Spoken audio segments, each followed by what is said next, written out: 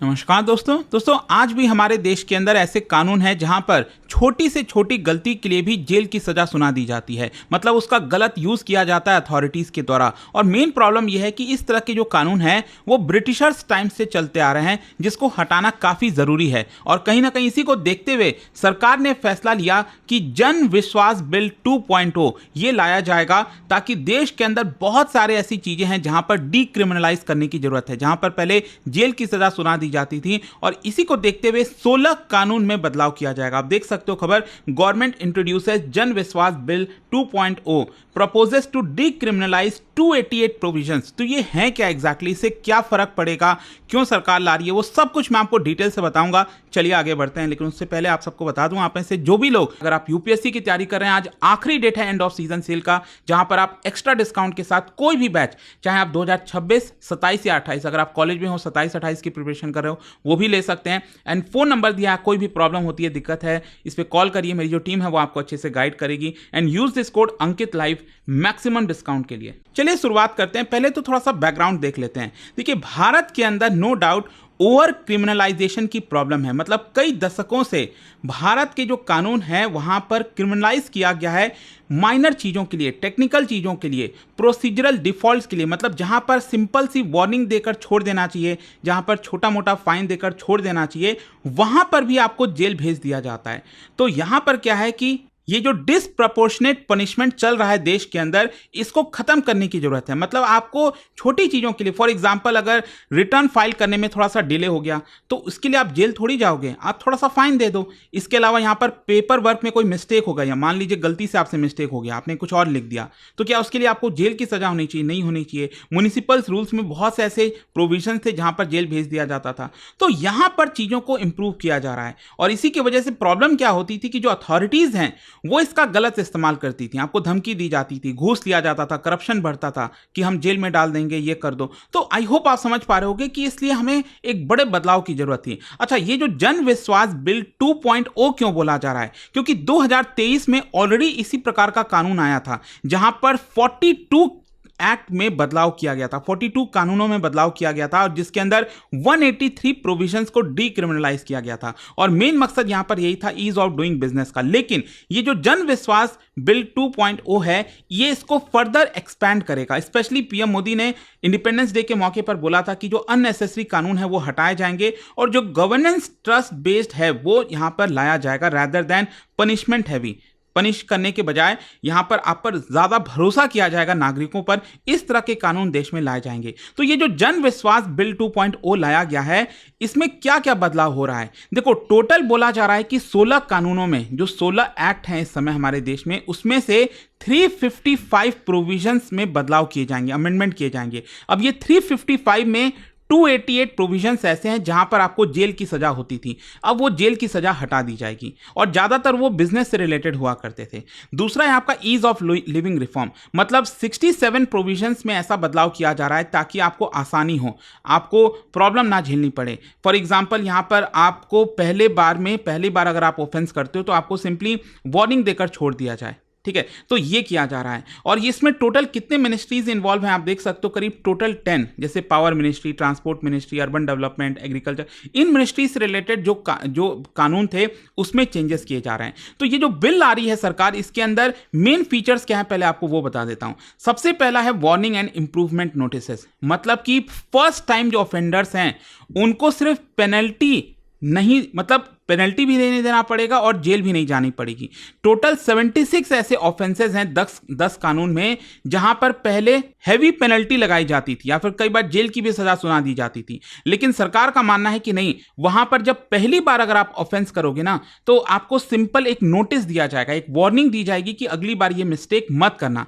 मतलब कि इसके तहत ये किया जा रहा है कि आपको करेक्शन का मौका दिया जा रहा है। एक नागरिक के तौर पर सरकार का भी ये कर्तव्य होता है कि आपको इंप्रूवमेंट के लिए एक तो मौका मिलना चाहिए हर एक किसी को। तो यहां पर सरकार यही कह रही है कि इसको क्रिमिनलाइज से हटाई रही है। फिर दूसरा यहां पर क्या है कि जेल रिप्लेस्ड विद फाइन्स। मतलब कई ऐसे प्रोविजंस थे हमारे कानूनों में जहां पर आपको जेल की सजा सुनाई जाती थी, लेकिन सरकार का कहना है उसमें आपको जेल जाने की जरूरत नहीं है, आप सिंपली कुछ फाइन पे कर दो और फिर जो है आप मतलब सब ठीक हो जाएगा। फॉर एग्जाम्पल जैसे इलेक्ट्रिसिटी एक्ट के अंदर अगर पहले आप कंप्लायंस नहीं करते थे तो 3 महीने तक की आपको जेल की सजा सुनाई दी जा सकती थी, लेकिन अब क्या है, सरकार ने कहा है 10,000 रुपए से लेकर 10 लाख रुपए तक के सरकार फाइन लगाए कि आप फाइन पे करो और मतलब सब रफा दफा कर दो, आपको जेल जाने की जरूरत नहीं है। ठीक है, तो उसमें जेल का जो प्रोविजन था वो अभी तक गलत चल रहा था। फिर नेक्स्ट है आपका ग्रेजुएटेड पेनल्टीज। ग्रेजुएटेड पेनल्टीज का मतलब ये होता है कि अब जैसे आपने कई बार देखा होगा ना कि हमारे कानूनों में बहुत सारी ऐसी चीज़ें हैं जहाँ पर पेनल्टी सिर्फ 50 रुपये है या फिर 100 रुपये है। अब आज के डेट में इतना इन्फ्लेशन हो गया, मतलब आज तुम काफ़ी आगे आ चुके हैं ना। 50 साल पहले चलो ठीक है 50 रुपये 100 रुपये भी काफ़ी मायने रखते थे, लेकिन आज वही चीज़ उतना मायने नहीं रखता। तो इसलिए आपका पेनल्टी का जो अमाउंट है वो बढ़ना चाहिए। तो ये जितने भी सरकार चेंजेस कर रही है उसमें ये बोला गया है कि हर 3 साल में 10% ऑटोमेटिकली जो फाइन है वो इंक्रीज हो जाएगा, जो पेनल्टी है अपने आप इंक्रीज हो जाएगी, तो बार बार वो करने की जरूरत नहीं पड़ेगी। तो ये एक सरकार कर रही है। नेक्स्ट है आपका एडमिनिस्ट्रेटिव एडजुडिकेशन, मतलब कि अब जुडिशरी पर जो बर्डन आता था क्रिमिनलाइजेशन की वजह से, सारी फाइन्स की वजह से, तो अब यहाँ पर जो डेजिग्नेटेड ऑफिसर्स हैं वो सिर्फ फाइन आपके ऊपर इंपोज कर देंगे और आप छूट जाओगे, मतलब मामला जुडिशरी तक जाएगा नहीं। तो इसकी वजह से न्यायपालिका में, कोर्ट्स के अंदर इतने लंबे समय से जो लिटिगेशन चल रहे हैं, बैकलॉग चल रहा है, वो हट जाएगा। फिर इसके अलावा कुछ स्पेसिफिक एक्ट के अंदर सिंप्लीफिकेशन किया गया है। For example motor vehicle act हो गया, यहाँ पर लाइसेंस रिन्यूअल के लिए 30 दिन का आपको और ग्रेस पीरियड दिया जाएगा।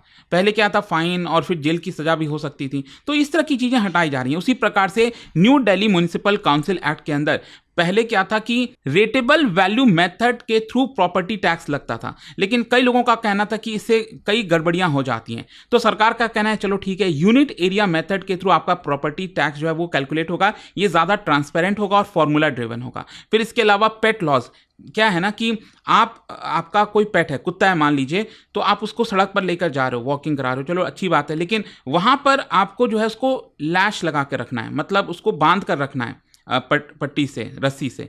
अदरवाइज ऑब्वियस सी बात है, कई बार खतरा भी हो जाता है कि कुत्ता कहीं काट ना दे सामने वाले को।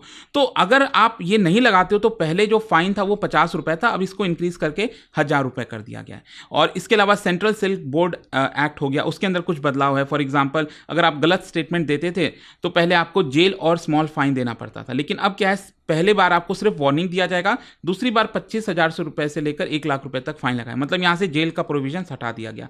और भी इस तरह के कई छोटे मोटे ऑफेंसेस थे, जैसे आप सड़क पर गाय का दूध नहीं निकाल सकते, अगर आप दूध निकालते हो तो इन केस वो आपके ऊपर जो है क्रिमिनल ऑफेंस होता था, आपको जेल भेज दिया जा सकता था, लेकिन अब वो उसके बजाय आपको सिर्फ फाइन देना पड़ेगा अगर कोई ऐसा करता है। तो आप, आई होप आप समझ पा रहे होगे कि सरकार क्या क्या चेंजेस ला रही है इस तरह के।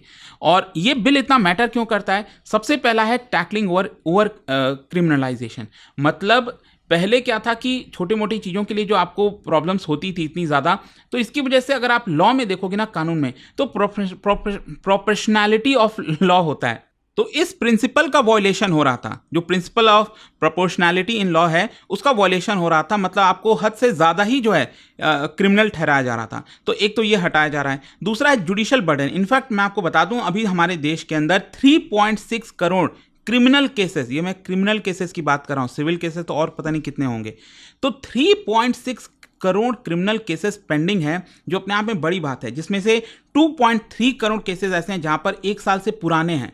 तो आप सोचो ना कि पुराने केसेस ही सॉल्व कर नहीं पा रहे हैं और छोटे मोटे ये नए नए केसेस आते रहते हैं, क्रिमिनल केसेस, इसकी वजह से जुडिशरी पर बर्डन रहता है। तो ये छोटे केसेस जब हट जाएंगे तो सीरियस क्राइम के ऊपर जुडिशरी ज़्यादा फोकस कर पाएगी। नेक्स्ट है आपका इंप्रूविंग बिजनेस क्लाइमेट। आप देखिए 2022 में एक स्टडी आया था जिसमें बोला गया कि 1500 से ज़्यादा जो बिजनेस रिलेटेड लॉज हैं, इनमें से आधे से ज़्यादा इसमें इम्प्रिजनमेंट का प्रोविजन है, जेल जा सकते हो आप, और 69,000 से ज़्यादा कंप्लायंसेज हैं, जिसमें से 38% में जेल टर्म है, जो कि जेल टर्म 1 साल से ज़्यादा है, आधे से ज़्यादा में।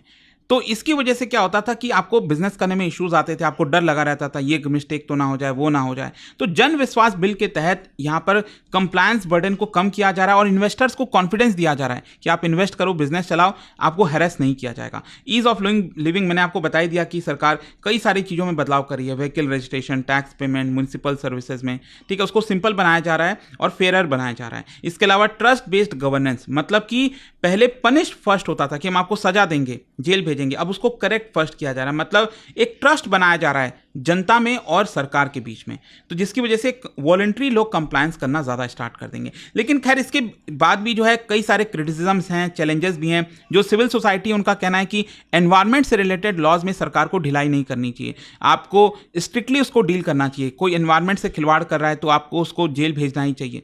तो इस तरह के कई सारे क्रिटिसिज्म भी सरकार के ऊपर हो रहे हैं कि सरकार ढिलाई कर रही है, जो कि नहीं होना चाहिए। खैर अभी प्रेजेंट स्टेटस क्या है बिल का, देखो अभी लोकसभा, अभी जो मॉनसून सेशन गया है उसमें सरकार ने लोकसभा में प्रेजेंट किया था, अभी उसको सेलेक्ट कमेटी में भेजा गया है।